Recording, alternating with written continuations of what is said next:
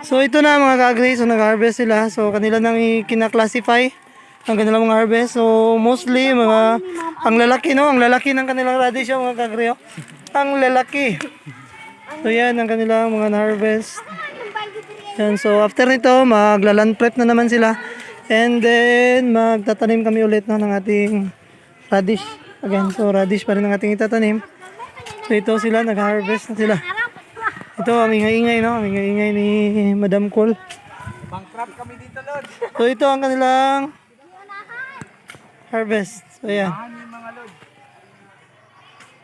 So ayan ang kanilang radish production dito sa farm. So at the same time, after dito mag-harvest, is mag-land prep na naman kami. So mamayang hapon, late in the afternoon, magtatanim na naman kami ng ating radish. So ayun lang mga kagri. Ayan ang ating mga estudyante. So, ayan si Madam Cole. Pila ka hektarya nila? Pwede mong 1.5 hectares na radish production.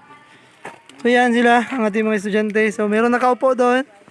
So, yan ang masipag na estudyante. So, ito. Ito ang ating model kasi nga naka long sleeve. Ito ang tunay natin na yan. So, yun lang. So, nagsabot sila.